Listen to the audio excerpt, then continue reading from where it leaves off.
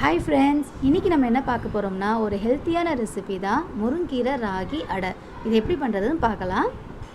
இப்போ முருங்கீரை ராகி அடைக்கு தேவையான பொருட்கள் பார்த்துக்கலாம். ராகி மாவு ஒரு 3 கப் எடுத்திருக்கேன். முருங்கீரையை நல்லா வாஷ் பண்ணி கொஞ்சம் பொடியாக கட் பண்ணி வச்சுருக்கேன். ஒரு வெங்காயத்தை பொடியாக கட் பண்ணியிருக்கேன். ஒரு 2 காஞ்ச மிளகாவை இந்த மாதிரி கிள்ளி வச்சுக்கோங்க. கொஞ்சம் கருவேப்பிலை, கொஞ்சம் மஞ்சத்தூள், தேவையான அளவு உப்பு, கடலைப்பருப்பு, உளுத்தம்பருப்பு எல்லாம் ஒரு 2 ஸ்பூன் எடுத்துக்கோங்க. அப்புறம் கொஞ்சம் கடுகு, 1 ஸ்பூன் கடுகு, தாளிக்க எண்ணெய். இப்போ எப்படி பண்ணுறதுன்னு பார்க்கலாம். இப்போது பேனில் ஒரு 3 ஸ்பூன் எண்ணெய் விட்டுருங்க.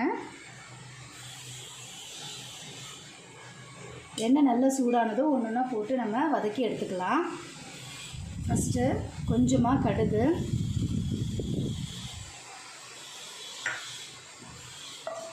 கடுகு நல்லா பொரியட்டும். கடுகு நல்லா பொரியுது. இப்போது கடலைப்பருப்பு, உளுத்தம்பருப்பு எல்லாம் சேர்த்துருங்க. அதுக்கப்புறமா காஞ்ச மிளகாய், கருவேப்பிலை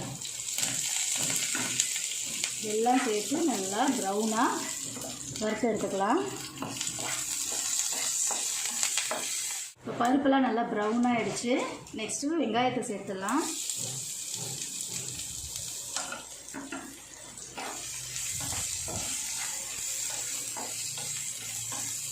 நல்லா வதங்கட்டும். அடுத்து முருங்கீரையை சேர்த்துடலாம்.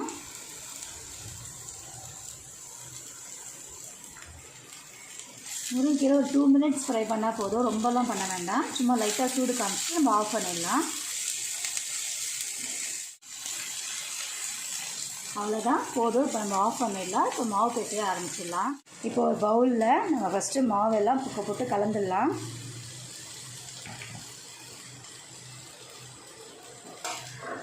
தேவையான அளவு உப்பு, கொஞ்சம் மஞ்சத்தூள் ஆட் பண்ணிக்கோங்க. அதுக்கப்புறமா நம்ம வதக்கி வச்சுருக்க எல்லாத்தையுமே இதில் சேர்த்துக்கலாம்.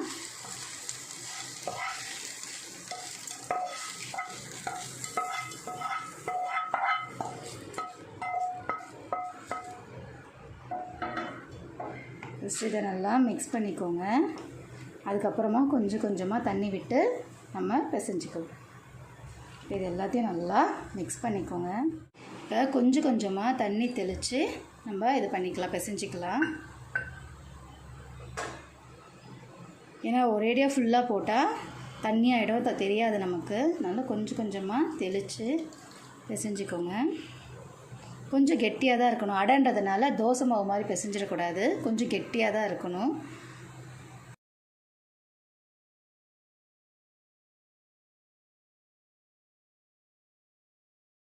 பாருங்கள், அவ்வளோதான். இந்த மாதிரி நல்லா பிசைஞ்சு எடுத்துக்கோங்க. கொஞ்சம் இந்த மாதிரி, அப்போ தான் அடை தட்டுறதுக்கு நல்லாயிருக்கும். உங்கள்கிட்ட இந்த மாதிரி கவர் இருந்தால் எடுத்துக்கோங்க. அப்படி இல்லைன்னா நீங்கள் பால் கவர் கூட யூஸ் பண்ணிக்கலாம். இதில் தட்டி நம்ம அப்படியே இதை போட்டுடலாம் ஈஸியாக. பாருங்கள், இப்போ இந்த மாதிரி கவர் எடுத்துகிட்டு இதில் லைட்டாக எண்ணெய் தடவிக்குங்க. அப்போ கொஞ்சம் ஈஸியாக வரும். நல்லா எண்ணெய் தடவிட்டு ஒரு உருண்டையாக நம்ம பிடிச்சி போட ஆரம்பிச்சிடலாம்.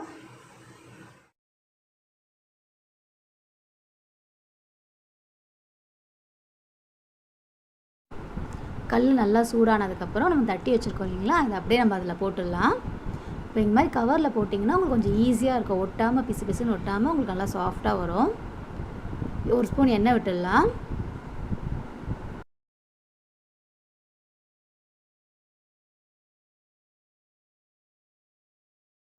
அவ்வளோதான், முருங்கீரை ராகி அடை நல்லா முறுன்னு ரெடி ஆகிடுச்சு. இதுக்கு சைட் டிஷ்லாம் கூட தேவையில்லை, நீங்கள் அப்படியே சாப்பிட்டுடலாம். பாருங்கள், இதை பிளேட்டில் மாற்றிடலாம். இப்போ பாருங்கள், நல்லா வந்திருக்கு. பார்க்கவே அழகாக இருக்குது, முறுன்னு. வெயிட் ரெடியூஸ் பண்ணணும்னு நினைக்கிறவங்களுக்கு இது ஒரு பர்ஃபெக்டான ரெசிபி. நீங்களும் ட்ரை பண்ணி பாருங்கள்.